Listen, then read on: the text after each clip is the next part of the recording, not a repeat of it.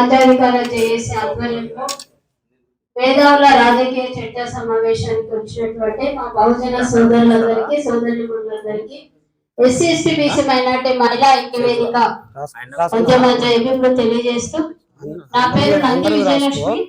SC ST BC minority మహిళా ఐక్యవేదిక రాష్ట్ర అధ్యక్షురాలుగా నేను మహిళల సమస్యగా వర్క్ చేస్తున్నాను. నేను అందరూ మాట్లాడిన తర్వాత విని మాట్లాడాలనుకున్నాను, కానీ ముందు మైక్ నాకే ఇచ్చారు. ప్రస్తుతం ఉన్నటువంటి పరిస్థితుల్లో బహుజనులందరూ ఏకం కావడము, ఒక చర్చా వేదికను ఏర్పాటు చేసుకొని మన భవిష్యత్ కార్యాచరణ గురించి చర్చించుకోవాలన్న ఆలోచన చాలా గొప్పది. కాకపోతే ఇందాక అన్న చెప్పినట్లుగా మన ఎస్ఎస్టీ బీసీ మైనార్టీ వర్గాలన్నీ కూడా రకరకాల పార్టీలలో రకరకాల నాయకుల కింద ఉండడం అనేది ఇప్పుడున్నటువంటి పరిస్థితుల్లో తప్పదు. కానీ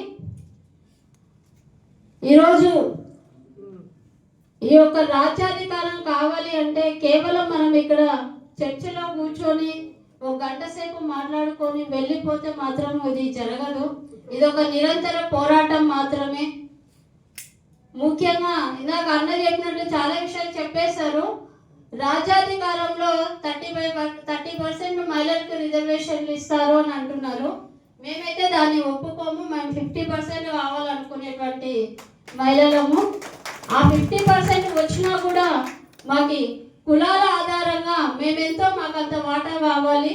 ఎందుకంటే ఆ 30% వచ్చినా కూడా అక్కడ మళ్ళీ వచ్చేది అగ్రవర్ణాల భార్యలు, కూతుర్లు, కోడళ్ళే వస్తారు, కానీ ఎస్ఎస్టీ బీసీ మైనార్టీ మహిళలు ఎవరు రారు. కాబట్టి 30%ని మేము వ్యతిరేకిస్తాము. 50% కావాలి. అది కూడా కుల ఆధారిత ప్రకారంగా మా జనాభా ఎంత ఉందో మాకు అంత సీట్లు అయితే కావాలా. ఇకపోతే రెండో విషయం,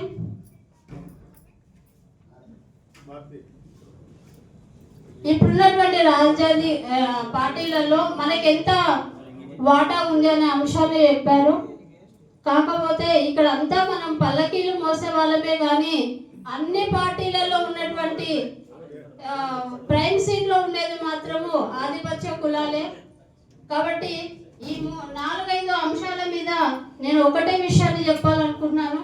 మనం రకరకాల సంఘాలుగా రకరకాల పార్టీలలో రకరకాల ఉద్దేశాలతో పనిచేస్తున్నప్పటికీ అందరం కలిసి ఒక నియోజకవర్గాన్ని, లేదు అంటే అనంతపురం జిల్లా ఉంది, ఈ యొక్క అనంతపురం జిల్లాని అనుకొని ఇక్కడ మనం ఎవరినైతే ఏర్పాటు చేసుకుంటామో ఒక నాయకుని నిలబెట్టుకొని అన్ని రకాల సంఘాలుగా మనం ఆ వ్యక్తిని గెలిపించుకునేటువంటి ఒక ప్రయత్నం చేస్తే కొంతవరకు మనం సక్సెస్ అవుతాము. అలా కాకుండా మనం వేరే చోట ఉండి మనము ఎక్కడో ఒక చోట ఎవరో ఒకరు మన వాళ్ళులే అనుకుంటే మాత్రం ఈ యొక్క రాజ్యాధికారాన్ని సాధించుకోలేము. ఎందుకంటే ఎస్సీ రిజర్వేషన్ ఉన్న దగ్గర కూడా ఎస్సీ ఎమ్మెల్యే మాత్రమే ఉంటారు, కానీ దాని సమన్వయకర్తగా కానీ ఇన్ఛార్జ్గా కానీ ఒక ఆధిపత్య కులమే ఉంటుంది. పేరుకు మాత్రమే ఎస్సీ నియోజకవర్గం ఉంటుంది, పెత్తనం అంతా కూడా అక్కడ అగ్రవర్ణాల పెత్తనమే ఉంటుంది. కాబట్టి అలా కాకుండా ఇక్కడ ఉన్నటువంటి అన్న వాళ్ళందరూ రకరకాల నియోజకవర్గాల్లో ఉంటారు, రకరకాల ఆర్గనైజేషన్లో పనిచేస్తూ ఉంటారు. మన అందరము కలిసి ఒక వ్యక్తిని ఒక చోట నిలబెట్టుకొని ఆ యొక్క నియోజకవర్గం మీద అందరం కలిసి పనిచేసినప్పుడు ఆ వ్యక్తిని గెలిపించుకోగలుగుతాం. అటువంటి ఒక ప్రయత్నాన్ని చేస్తే భవిష్యత్తు రాజ్యాధికారం మనకు అందుతుంది తప్ప ఈ విధంగా మనము వేరే చోట ఉండి మనం ఎన్ని చర్చా వేదికలు ఏర్పాటు చేసుకున్నా కూడా అది అందరి ద్రాక్షలాగే ఉంటుంది. ఇకపోతే ఎస్సీ బీసీ మైనార్టీలకు ప్రధానమైనటువంటి సమస్య ఒకటి ఓటు. ఈ రోజు ఉన్నటువంటి పరిస్థితుల్లో మన ఓటు కూడా మనం వేసుకునేటువంటి పరిస్థితులు లేవు.